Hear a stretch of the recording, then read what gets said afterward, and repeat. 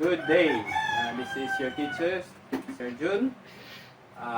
Previously, we have discussed circle from the conic section. Now we are going to discuss parabola, the second conic section. Okay, what is a parabola? So, as we see here in the cone, we are going to slice its slant. We can create a parabolic shape. That means a parabola. So, ganyan. Okay. Slice. Slant. Okay.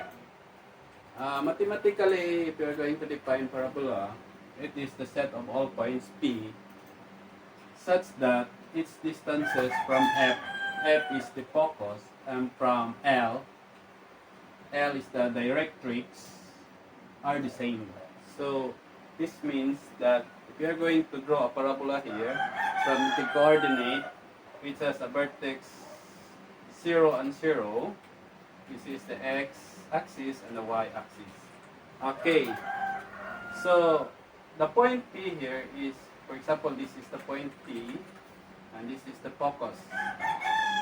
What it means is the distances from point P to the focus is equal to from point P, distance from point P to the going to the directrix. So that is PF is equals to PPL. PPL meaning a line going to the directrix point, straight line, which is parallel to the y-axis.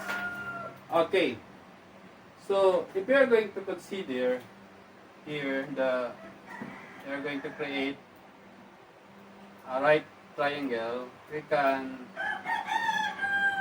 create a formula from the Pythagorean, which is square root of x squared plus quantity y minus c squared. That is from point P to F. That is the hypotenuse. Y minus c because it is not in the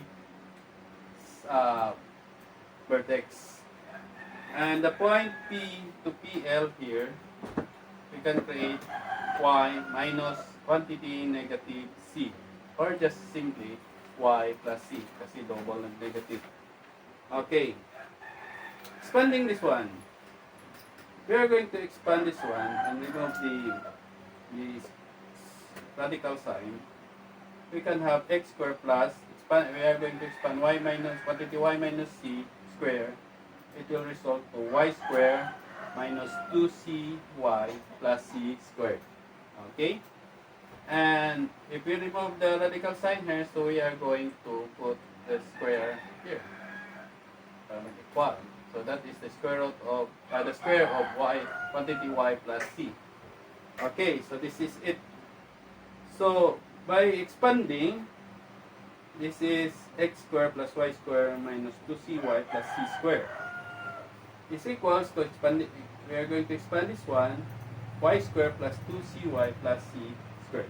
So getting the form, we are going to get the similar form. This is the negative 2cy and this is 2cy. If we are going to transpose that one, it will become positive. So therefore, that is 4cy. We are going to cancel c squared, y squared, and y squared here. So, ang naiwan is x squared is equals to 2 plus 2, 4cy. Okay, so that is the standard equation of a parabola opening upward with a vertex 0 and 0. Okay.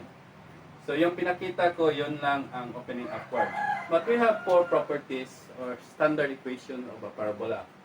We are going to determine if it is at the vertex 0, 0 and the vertex h and k. Vertex h and k. So, this is just a letter. Ma-determine na to that it is not in the center of the Cartesian plane or it is not at the origin. So the vertex is not at the origin and the vertex is at origin. This is V0, 0, meaning the vertex is at origin. Okay, origin or the center of the Cartesian plane. Okay, the first is we are going to get the first property, which is opening upward or upward opening. From the formula that we have derived, standard equation, if it is at vertex 0, 0, we are just going to copy this one. Therefore, that is x squared equals to 4cy at vertex 0, 0. And at vertex h and k, we are just going to add h and k. Okay? Quantity x minus h squared is equals to 4c quantity y minus k at vertex h and k. If it is opening upward, they are just the same. The only difference is we have here the negative sign. Okay? So, nakikita nyo, pareho lang. H and K at vertex H and K. And at also vertex at origin, we have here the negative sign. So, the opposite of upward is the downward opening. Okay. The next, number 3, is opening to the right. And number 4, opening to the left. Okay. For opening to the right, ang technique dito is partner ni x si h at partner ni y si k. So, let us remember this one. Ang partner ni x is si h and ang partner ni y is si k. So, if we are going to write point x and y, that is also, we have here point h and k. We're just going to interchange from this equation. Naglipat lang siya kasi dito, this is for example x and this is y. Nag-square siya kasi yung y, kasi dalawa, isang may axis of symmetry siya dito sa center from the vertex at saka yung mirror side niya dito sa baba. Okay, just like a mirror. If we are going to cut this one, that is only the half of the parabola. Okay, half. This is the half. And this is the mirror side. So, saan nagdodoble si y? So, yun, si parabola, nagdodoble siya kay y. Kung x, kung double siya, kung, let us use this word right. Ang ating tatandaan is kapag right, that is y. Kapag upward, that is x ang mag-square. Okay. Okay, so that is quantity y minus k squared is equals to 4c quantity x minus h. Dito lang yan nagbe-base sa ating kinuha na formula first. Okay. So at vertex origin, we have here y squared is equals to 4cx. Okay, so therefore this is at vertex 0 and 0.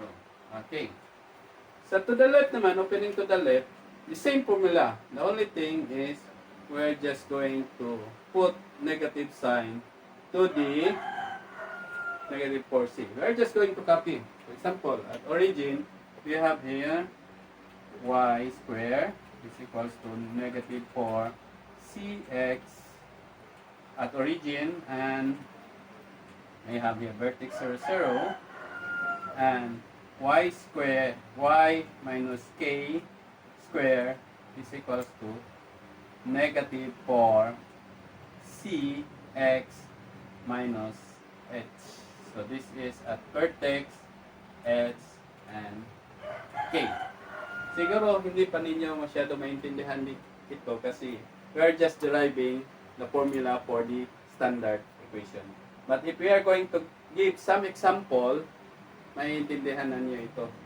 The more examples we are going to take and the more that you are going to study the reference book that I have given to you at the Google Classroom, mas masyado niyong maiintindihan kung ano ito si parabola. Okay, let us consider. Basta ito lang ang technique.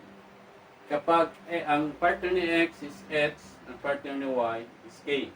Kapag opening to the right, surely y squared yan. Opening to the right. Okay, technique we have here. Basta right siya, dapat y squared. Okay, ito lang ang basta upward, this is, let us put this right and left. Okay, upward, downward, that is x squared. Ito lang ang basihan natin para hindi tayong malilito kasi apat itong properties. We are just going to memorize right. The opposite right, siyempre mag-negative siya sa left. Sa upward, the opposite is downward, mag-negative siya sa downward. So, let us base our memory kasi nakakalito kung base here from the standard equation x squared equals 4cy. We need not to memorize this all. We just memorize this one. This standard equation. So, if you have questions, you can type in our Google Classroom because I'm going to post this video to our Google Classroom. Okay? Thank you and God bless. For the next episode, we are going to discuss more examples for the parabola. Thank you very much.